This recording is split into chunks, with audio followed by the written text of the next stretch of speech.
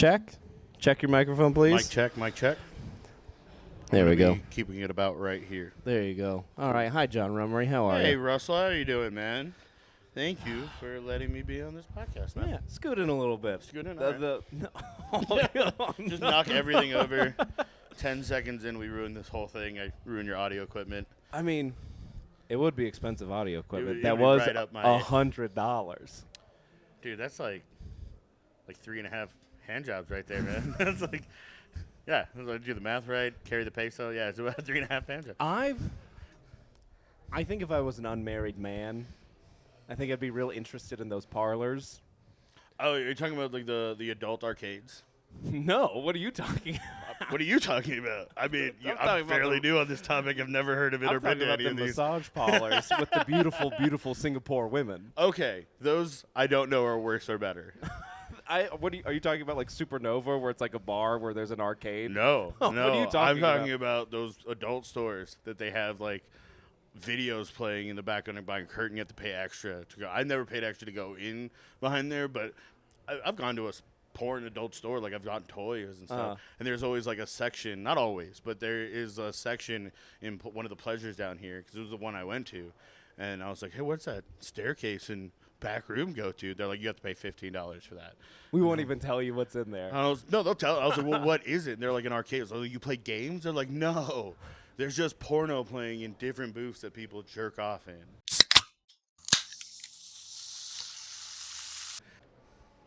I want you to confirm. John Rumery, please confirm. Look at that. Tell me it says 3 bars where the batteries are. It says 3 bars. Great, we're back. So jerk off parlor. Jerk off parlor. Where did So we the leave massage off? thing, see that I feel, and this is what I've never done. I've never like been to a massage parlor or Because they think you're the manager. No, I'm so worried that With your gold the chain. one time that I do the thing that my mom told me I'm never supposed, like all those, the one time is the moment that like it gets rated. Police I'm there. bust. Yeah, or like That's exactly if what I I was if gonna I say. hooked up with a lady of the night, fine. I'm not judging that, but it would be my one time that would get her pregnant, and then now I have to raise that, and I'm like never new to that down. Like it would every time that there's a possible really bad scenario, I'm like, let's just not do that. I just wrote down, I was in the shower yesterday, and I wrote a whole bit about, am I a Christian because I believe, or am I a Christian because I'm a coward? It's like, do I drink because the Lord says do not be drunken of anything other than the Holy Spirit? Or is it because I'm worried that someone would still roofie me at 30 and take me from behind? I don't know. There's moments where my Catholic roots make me feel and do things that I'm like, I know I don't agree with that, but I still feel guilty. Yeah. Like I still feel I got to go to confession. I don't smoke, not because like, my body's a temple and I want to take care of it, but it's like, what if someone laces a cigarette with methamphetamine to get me addicted to methamphetamine, and then I can't afford methamphetamine, and then they can take me from behind so that I can get methamphetamine? Should have just gone to the church spring fundraiser Yeah, instead. exactly. Like I've always said as just like, not as like a bit joke, but just like as a, like to friends and family, like I would never cheat on my wife, not because I don't love her, but because I think I'm going to end up in a hotel room with some beautiful woman. And then I walk in, and behind her in the door is a man with a candelabra. He hits me in the back of the head. They say, we've actually been filming this whole thing. We're going to take your wallet, and if you don't give us $10,000, we're going to tell your wife. Like, I'm a because those stories exist because they have happened. That's my biggest fear. Not that I'm cheating on my wife. And you don't know about it. But too. I have dreams about this all the time. Yeah. And then I was listening to, this is years ago, but Sam Talent, that happened to him. A girl was like, after a show, was like, come back to my motel room. He goes back with her, and there's a guy in there with a gun, and he goes, because he just headlined some, middle nowhere show. They give him the $200, and they say, get out of here. Yeah, dude, this is exactly why I'm happy I got I did what I did when I was really young in my early 20s, because it was in my early 20s when I was in that like bar hookup scene, and I hooked up with a girl, and she robbed me of $300 and left before I woke up. And honestly, at that point, I was like, my mother warned me. Like, this is actually my bad. What did I expect? I was at a seedy place with nobody had a cross on. This wasn't. And I've evolved a lot past that, but there are still moments where I'm like, what am I scared of? Oh yeah, eternal damnation. It's still in the back of my head that like all of these hedges on the wrong bets are gonna eternally end up being wah, wah. I don't want that to happen. I know there's logic behind it. I'm a man. I've read. I try to read the Eightfold Path. I try to like learn other religions, and that's kind of where I'm like, hey man, religion's your thing. It's just your own personal thing, you know. And I recognize I'm not a Catholic. That's not my personal beliefs. Sure. But if my mom's in town, fuck yeah, I'm a Catholic. I go to church. I go to mass. And if I like hear someone defaming God, I'm like, I don't disagree, but I'm not joining. I'm not joining. I'm not joining. I can be around sinners, but that does not mean. I think it's so like, yes, eternal damnation. That is scary and bad. It's still there. But at the same time, it's like, but also doing the things, regardless of eternal damnation, does pay off in real life. Because people are like, oh, you don't drink, you don't want to have fun. Yeah. You don't like to have fun, Russell? I've never been roofied. I've never had a DUI. I've never gotten a chick pregnant that I didn't mean to. Like, and see, every bad thing is paid off. that has happened to me, I'm like, you know, my church was right. like It's when I not got always hangover, about eternal damnation. but, Sometimes like, it's about just when rules I'm and hungover, regs. I'm like, oh, this is the mini damnation. like everything is just ingrained. And there are certain things that I'm like, Every really, day can be hell. You don't have to wait till you die. And that's kind of where it was with Catholicism because one of the big things is they were very anti-LGBTQ. And I have a gay brother who was ostracized from our family due to other family issues, and that got changed, and we grew, and part of whatever. You know, we've healed. And I know that's wrong.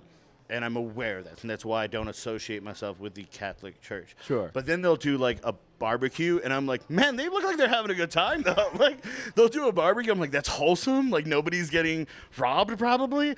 Like, there's just such a good face. Yeah. And then you get into it, and they're like, we don't like gays. I'm like, oh, this is worse than Tony's bar. At least where they're selling me cocaine, they're accepting of everybody. Like, you guys are fucking felons. Brother, the free market don't discriminate, all right? That's kind of where I'm like, I still have, because a lot of those things you can prove wrong. Like anti-LGBTQ beliefs, you can prove whether or not they believe it is fucked up. But I can't prove hell doesn't exist. So that's still like on the table. Right. Like a lot of the things I can be like, that's not going to happen. But there's still no way I could be 100% until someone comes in and be like, yeah, only like 2% of people go to hell. And then he goes back and I'm like, oh, okay, cool. I'm potentially at a point of my life where I don't know. I'm not sure. I'm still doing the research. I don't know if hell's real. Still believe in heaven, but in my understanding of it, that I'm getting to is it's called annihilationism. So like the wages of sin is death, blah blah blah, lake of fire, all that stuff. But you know, those who accept Jesus Christ get to live forever in heaven, John 3:16, all that good stuff. So it's like, no, you get to eternal life is your reward, is eternal life. Yeah. So if you don't believe, then you don't get eternal life. So you just don't exist anymore. It's just like it's over. You don't go to hell. It's just like you don't get to live forever. This is no how I matter know what. you're Christian and not Catholic, because we didn't have loopholes I like know. that. We didn't have any. And even like people have talked about like, you're going what, to hell. what about the lake of fire? And I'm like, have you ever seen the end of Terminator 2? He thumbs up and he's just gone. He's just obliterated. He just becomes Well, no, nothingness. matter cannot be destroyed nor created. He is still in there. He's still in there in the liquid goo. form. He's just in the goo. Yeah. So I don't know if that's true, but I've learned that semi recently, and I really like that idea. And I like to think I like that idea because I've read into it, and I think it adds up, and I think it's starting to make sense. But I'm worried that the reason I really like it is so it's easier to sell comics on Christianity. If I'm like, hey, hell's not even real. Actually, gay people, they just don't exist anymore. So if that's better, is that good? Oh, that's better? Is that good? Like, it's all better than Catholicism. And here's the thing about you can go back into Christianity and Catholicism, and you can see when church is divided. And the fact that there is a whole section of the Christian belief that was created because a king wanted to fuck another woman and marry another woman. Like, that's in history. That is King Henry, like, the 8th or something, or 13th. Who's to say?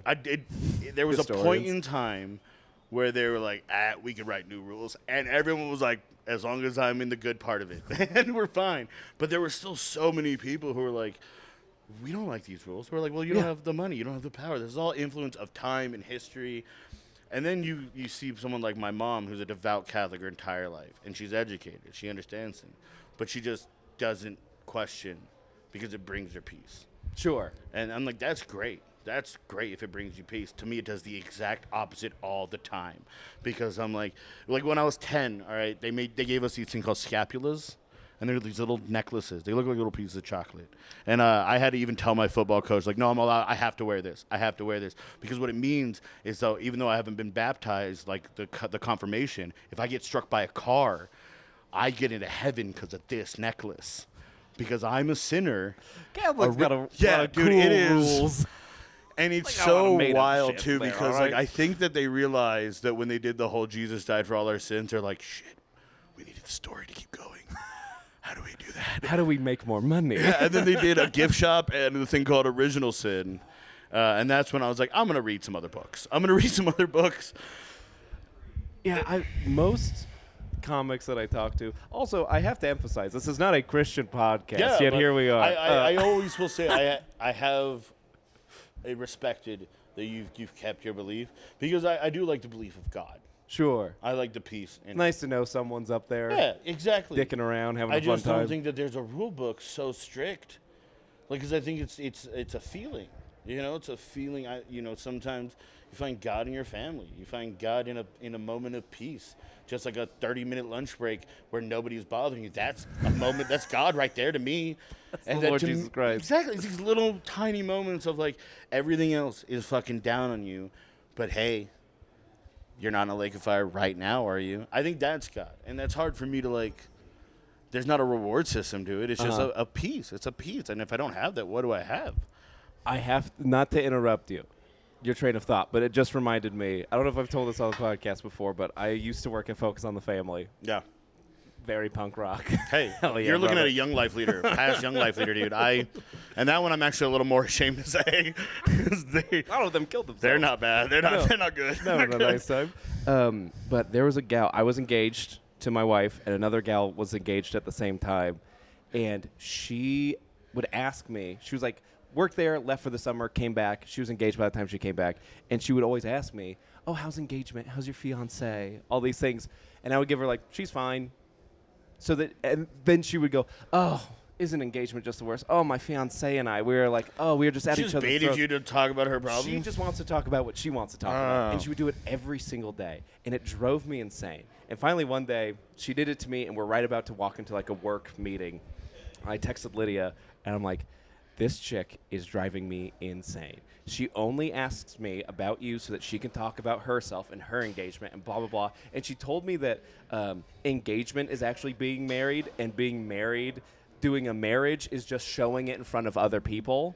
So actually just getting engaged is being married. So she's definitely getting railed already. Like, I said all these things, and she just drives me insane, and I can't stand her, and she doesn't wear makeup, and she's ugly. Why did you ask that? No, that's important. And she stinks, all these things, and I shoot that off to my wife. And then about 6 minutes later, I get a text back that just says, was this supposed to be for me? And I'm like, yeah, idiot. Of course it's supposed to be. Oh, I'm at the end of this story. I'm sure everyone else is. Sent it right to her. Yeah, of course you did. And we're in like a work meeting. We're in like a round table, and I look up from my phone, and she's right across from me. And she is beet red. She is holding back tears. And I had to go like, we have to go talk right now. And just in the middle of the work meeting, I had to take her aside. And the thing, too, is like, oh, dude, I spilled nacho cheese all over my shirt. Hey, did it make it to the lap or just the shirt? No, just the shirt. But I had to take her aside, and I was like her manager, which also was tough. And I had to be like, hey, so we got our quarter evaluation done. I can't. You're getting a promotion. I can't walk it back because I've sent it right to her. So I can't be like, just kidding. So I had to kind of stand my ground a little bit, but I had to like try and soften the blow. So I was like, So sorry, I was just really heated. I'm really frustrated. Engagement is so stressful, and I feel like you just ask me so that you can talk about your engagement. You don't really care about me and my feelings. So I tried to make it less of like you suck and I hate talking. Well, to the you. no makeup line was a little like, actually well, put that what in was there. that about, Russell? I don't say sorry for that. You're so much more beautiful when you smile. Shush it up. Shush it up. But I made it less about like you suck and more like I'm really sorry. I had my feelings hurt because I thought we were such good friends, and I don't think you see us as friends. So I think I twisted her mind in my hand like clay. Too much. Oh, you manipulated a coworker. A young woman, a young Christian woman. Because from that point forward, instead of like, all right, I sent this awful thing to you, and now there's just awkwardness and distance, and we just don't talk at work anymore, she went overboard because she's like, oh my God, I've hurt Russell's feelings. He doesn't think we're friends. So she would come up behind, like I would sit at the front desk, and she would come grab me by the shoulders and go like, how are you? And don't try to get away with it. I know. I want to hear. You got to tell me. I want to hear how you're doing. So then she became way too friendly and would not leave me alone. And I would take my lunch breaks in the break room, and then she would swap lunch breaks with people so that she could have lunch with me so that we could talk. And so I started blowing so much money because I just had to keep eating out every single day. I just had to leave. I left every single day for lunch. You change your diet just to like avoid her? What do you specifically not eat? I eat only that now. I eat only that. And years later, I was sitting in like a Starbucks, and I just get a text message from a number I don't have that says, I see you, or whatever. That's terrifying. And I look around, and I see her walking in. And, of course, I deleted her number so that I never accidentally texted her again. Already, like, such uncouth behavior. Because even today, I was out. Keep talking. I was out at, like, Spaghetti Factory with Brittany, and I recognized a coworker. Now, she had not made eye contact with me. Oh, we got plenty of time. Yeah, okay. She had not made eye contact with me, and I left it at that. I did not have to be like, hey, Sabrina, you remember 3 years ago we worked 4 shifts? It's me, Big J. Yeah, nobody gives it. When you see an ex-coworker, I'm just like, oh, that's a person I used to know. Yeah. I don't know them now, and I'm not never gonna kept in touch with interrupt one their person I grocery used to work shopping with. Yeah. To be like, how are you? You don't give a fuck. I don't give a fuck. The only time anyone does that, I'm like, oh, you're lonely. I was the last nice person. And I gotta be nice because who knows what could happen. I mean, how many people, like, not to be nasty, but how many people have been going to open mics for 7 years Be nasty. who have never been booked on a show ever? But the reason they do is because, like, oh, this is where my friends are. If I stop doing this, And I'm actually extra nice to those guys. don't come to the open mic tomorrow kind of thing. Because it is like, if I stop doing comedy, not that they're doing it, but if I stop doing comedy, I literally won't have friends anymore. Like, I've been doing this 7 years, never been booked. I can't stop doing it. It's the only way I have a social life. I don't think that you have friends, Russell. You're always... I'm not saying me. Okay, good. I'm like... I get booked. It's what funny. are you talking about? And you know what's ironic? I do this for the money, John. Everybody I know who is a working comedian, they have a group of friends that have nothing to do with comedy. And I think that keeps you sane. Yeah. Because I can leave here and then talk about basketball. I can talk about other things of interest. But when you have one of those open micers who won't, like, their personality at that, and it's fine. I was there. We all were there. But that's for 7 years that becomes their open mic Greg. Yeah. You can't judge them. You just got to be like, hey man, I'll be your friend. It's the moment where they start, like, outside of the open mic. And then you're like, oh, do we have to grocery shop now together? Is that how this works? Because we are together during the open mic, and I don't leave your side because you're just going to go. If I see you in the grocery store and I don't talk to you, you're just going to go talk to another guy looking at apples and be like, you should grocery shop here often? I've been grocery shopping here for 7 years. Like, it's such a weird – you don't have to be friends, but you want to be friends. But at the same time, I can't be friends. Like, I don't know how to explain it. And – I've noticed that having an outside friend group is the only way that I have been able to not want to fucking run from this industry. Me and Cameron talk all the time about, like, I'd never talk to Cameron about comedy. No, it's the best. That's why I love him. Yeah. It's like we don't all have to be friends.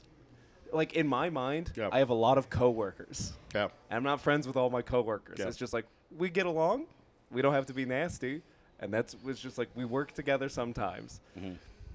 So many people want to be my friend, and I know it's because I'm a wonderful, wonderful man. I and hate that you said it because it is. So many people want to be my friend. I was going to bring up that if you were ever mad at me, because I It would do hurt your feel like feelings. I would try to fix it. I would be like, no, me and Russell were friends before comedy. Like, me and him, he helped me through some dark shit. I'm just waiting for you to go through some dark shit so I can repay. Never going to happen. That's the problem. You're never going to, like, leave a bar, drink, and drive. Like, I know that. No, I will never have a debt repaid because everything's too easy for me. You are a good friend, though. I love that you are the example of probably one of the good guy Gregs in this very bad guy Greg industry. Well, and I think that when someone does make a friendship with you, in this industry especially, they're like, oh, everyone's a piece of shit. This guy's only kind of a piece of shit. And he's very upfront and on his sleeve about it, and I love it. And cool. I want to hold on to this friendship in this industry, especially with the local scene. You know, this weekend was amazing because I hung out with you and Mike. Yeah. You know, we had a talk where we've been to shows, and you're like the only one there that you know, and nobody's being nice to you, and you're just like, am I the ugly girl at prom? I'm like, am I the ugly guy at prom? Like, oh man, I'm the teacher at prom. Like, it's even worse. Like, you're just ostracized.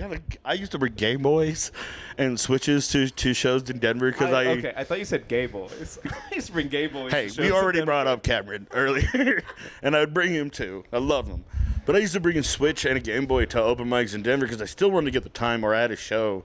But I also knew, like, oh, I don't know, I don't want to socialize. I don't want to socialize, and I don't feel like I need to have a reason not to. So then I just started telling people, like, no, I'm really into Stardew Valley. I'm just really into, like, I'm really into Dave the Diver right now, and I love you, but I got to get this, like, seashell. Like, when I first started, there was one time I drove you up to Denver, and it was like, oh yeah, show me around, show me the open mics, that kind of thing. And the first open mic we got to, it was like 70 people who had signed up for this Denver open mic. I was like, okay, so who are these people? And you're like, I don't know. I don't talk to any of these people. Yeah, I don't. I was like, what the And you know what's funny is I'm sure at that time you're like, I'm going to meet them all. And then you'd probably have no idea who. Like, half of those people don't do stand-up anymore. Yeah, of course. That's the thing that I learned about The only you. person I Like, remember from the first open mic I ever went to in Denver was Nick Dean was kind of Nick nice. Dean's great. Nick, I used to be neighbors with Nick Dean. Oh, really? Yeah, so when I lived in Denver, literally during the year COVID happened, I was in Denver. I moved there, then COVID happened, then I moved out, and it sucked. But one nice positive thing is I used to go take a walk to the coffee shop down the street, and I would run into Georgia Comstock and Nick Dean walking their dog. And I got to say, like, that was like a highlight. The only time you had friendship in your life Yeah, was because when you we wouldn't accidentally talk bumped into comedy. people. We would talk about their dog, and we would talk about real things. And that's what I think that having, why I think it's important to comedy to have friends outside of comedy, because then you could talk about things outside of comedy. And then that's life. That's a human interaction. And then you can be a human instead of just comedy robot. Yeah, and they're like, what have you been on lately? Oh, man. I've been on these shows. What shows have you been on lately? What shows do you have coming up? And it's always weird when you're making personal growth in your own life, but like nobody gives a shit. Why Like, would they? I used to see Corey David, and when I was at a real bad place, and I'd be like, I cleaned my room today, because I didn't want to talk about comedy, and I wanted to have a real conversation with him, but I had nothing else going on. Every once in a while, I get texts from people that's just like, I haven't drank in a while. I'm like, do you need me to be proud of you? Is that what Dude, this Russell, is? you don't know the influence you really have, man. I don't hide it under a bushel basket, brother. Yeah, you know how many youth pastors I wish loved me without touching me the way that you have loved me Without touching me. I mean, touching's still on the table, but It's never not. Yeah, I'm it's not never trying to fully say off. Not. I should establish real quick. We are at if most people watch, which is interesting. Yeah. More people watch than listen. We're at Loonees Comedy Corner. Mike's headlining right now. So I do have to go downstairs at some point. we're gonna both sell merchandise. I have to go he close has the the better show. merch. He has the I better have merch. to go sell merch, and then we're gonna resume the podcast. So I Where- keep hearing Mike. I know there's a timer on my phone that's gonna buzz when I need to run downstairs, but I keep hearing him get big laughs and hoops and hollers, and I keep going. He's getting off stage right now. Like, that's the scary thing You gotta, about like, cue it. podcasting in between sets. I wish, and I'm gonna talk to Eric about this, or Chris. I want a screen in here. Didn't that used to be hooked up to a camera? I don't know. I don't know, man. It would be nice. There's so many things that I hear used to be here, and some of them I'm glad are gone. Some of them are glad I'm gone. Like, yeah, we used to have these like group of white supremacists who bought tickets, and we stopped that. Like, lines of cocaine in the green room. yeah, lines of cocaine in the green room. By the way, Loonees has been cocaine free for many years. We're doing it. I don't know what you've heard, but we have nachos and beer on these tables. Yeah, we are I a am drug-free eating nachos. establishment, at least in this green room. Oh, and Bubble Boy. I am drinking what is known in the business as a Roy Rogers, which is a man's Shirley Temple, which is a Coke and grenadine. Yeah, I don't Shirley want to. Temple is for girls and boys, and a Roy Rogers for a hardened man. Shirley Temple was a child actress Yeah. who was manipulated. Molested relentlessly. Yeah, it's just, but now it's a sweet Sprite with the cherry. Do people ever order those here? Yeah. Yeah. So, Shirley Temple's a lot. Finish this, and then I got to run downstairs. The Coke with grenadine, they asked for it, but nobody knows it's a Roy Rogers. And that's because I think the only people who call it a Roy Rogers are you and my dead grandfather. Yeah. Like, he's like, get me a Roy Rogers and bring it here snappy. Like, that's the last guy who drank a Roy Rogers also framed Roger Rabbit. Dude, I gotta run downstairs. Yeah, but so do I. everyone talks about Who Framed Roger Rabbit and I could go into Jessica a deep Rabbit dive and on how the whole hot she thing. is. You can walk through. Yeah. And how hot she is. I'm specifically attracted to. He walks into the wrong room and thinks it's Jessica Rabbit, and then Oh, he you opens talking door about the and- baby, the one who's dating the baby, the ugly face And Jessica then she Rabbit? goes, "A man!" Yeah, and that then wants to slurp him so bad. Oh my god, that's all I've ever My wanted. favorite character the entire movie is the gangster baby, because they start with that with like the big old school stick out. cartoon, and he breaks character, and I'm like, oh, that's probably every actor, every single fucking actor in Hollywood. All right, we're gonna All right, we're we'll gonna come back instantaneously. But we'll come back rich, maybe. Oh yeah, that'd be nice. Record. All right, Now we're back. now we're back. Russell sold his cutout. Yeah, no one wants the cardboard cutout. I don't I try- understand. Our merch sales weren't great. I sold one hat to the annoying lady with Nice. with the cane, which is not why she was annoying, but it is an important note. I sold 4 magnets and then gave away maybe about 6 or 10. 6 to 10. Because I just want people to follow me at Rumery Pics on Instagram. There you go. But yeah, merch isn't what. Merch is this weird thing that we all have to kind of do to break somewhat even in this industry, because it's not about the money, for God sure.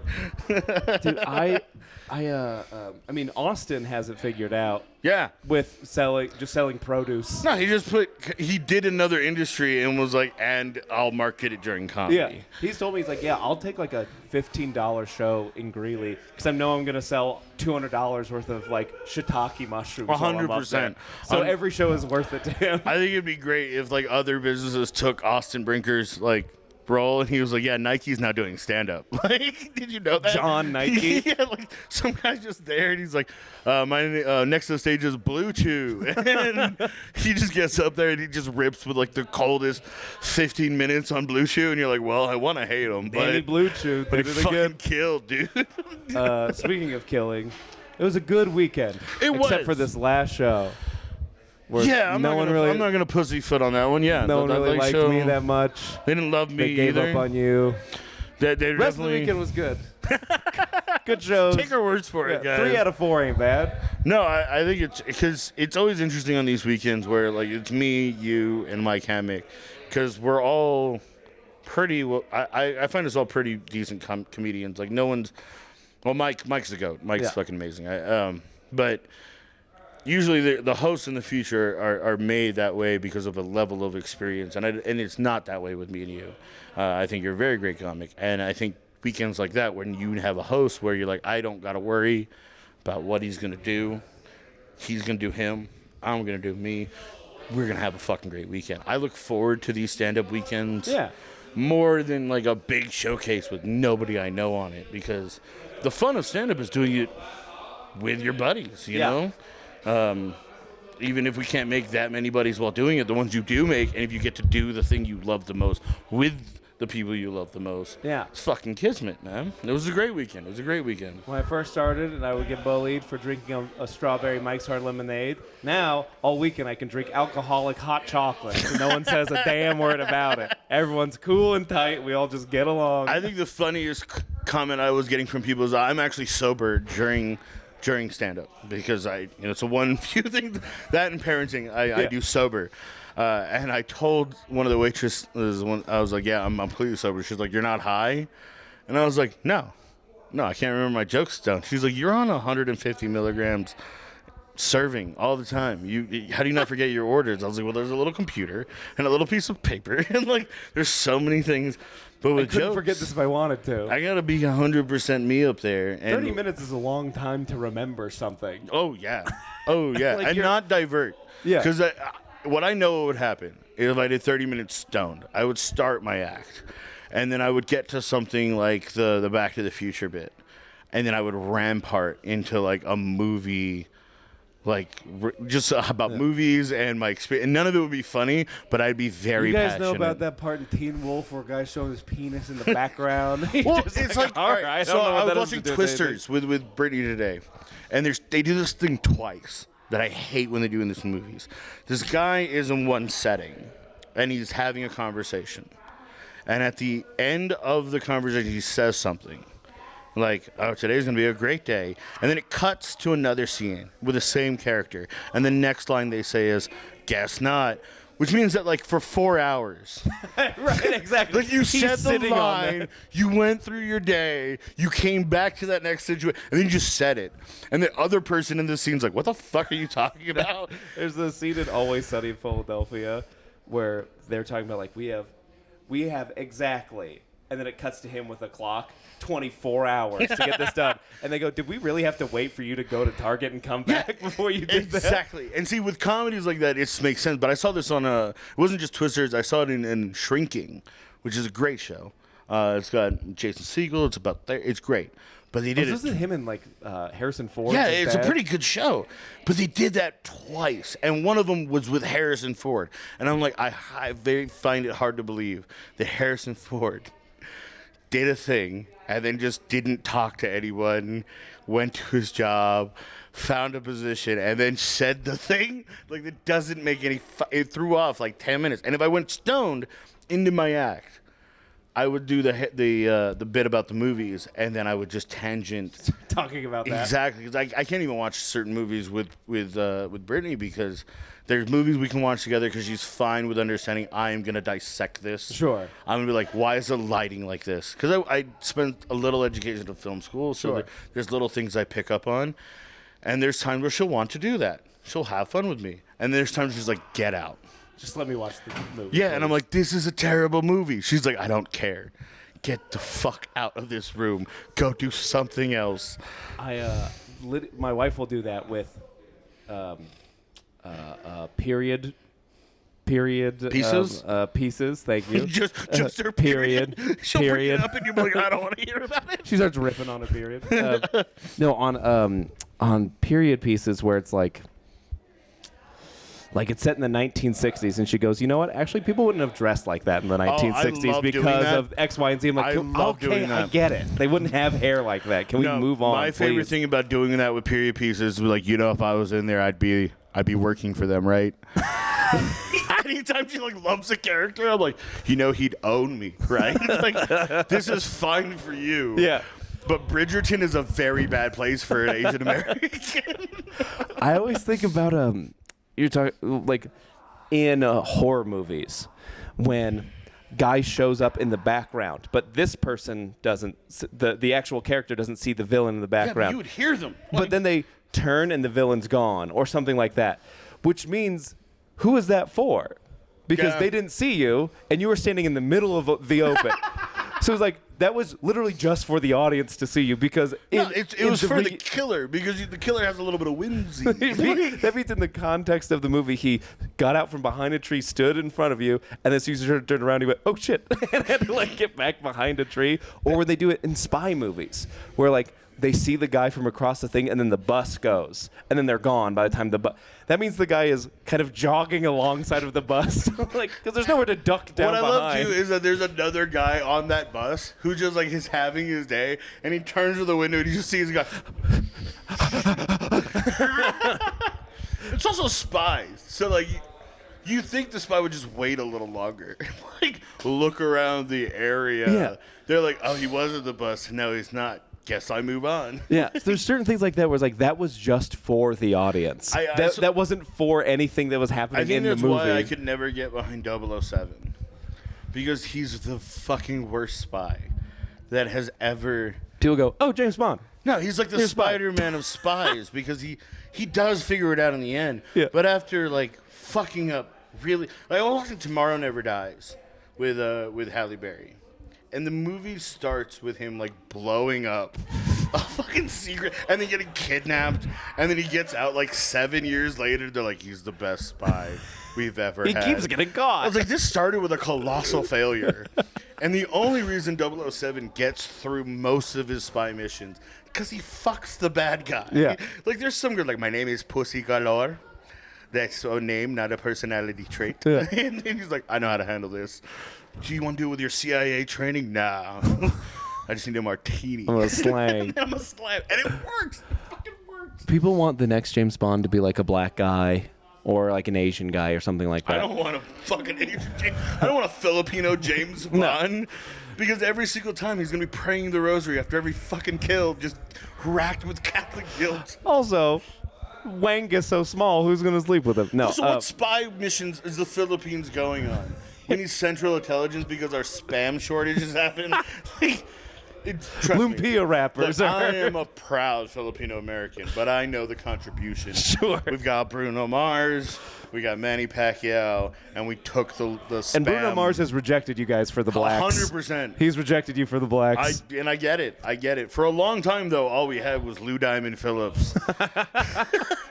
And trust me, my mom will not let me forget that you are not Lou Diamond Phillips. If you've ever been in a room with an old Filipino lady who sees another Filipino on TV and you're also entertainment, it feels the worst because my mom will never get that excited over my performances. No. But if she sees like a Filipino extra, it's like, John, Filipino? And I was like, who? Harrison Ford? No. Behind him. And there's some guy like making coffee in the background. It's like, Filipino? And I'm like, you know what? Fuck yeah. We're in TV. That's my culture. Hell yeah, dude. I just I don't care if James Bond is black. I think the most progressive thing we could do for James Bond is if he like sucked the Thai lady boy. Your thoughts, Chris? What? I think that's the way to make James Bond progressive is to have him suck a lady boy. No, don't make him gay, lady boy. He fucked his Small way out of steps. situations. Yes. So I would agree. I think. On whose side? Whose side do you agree on? Oh, not you. What? No.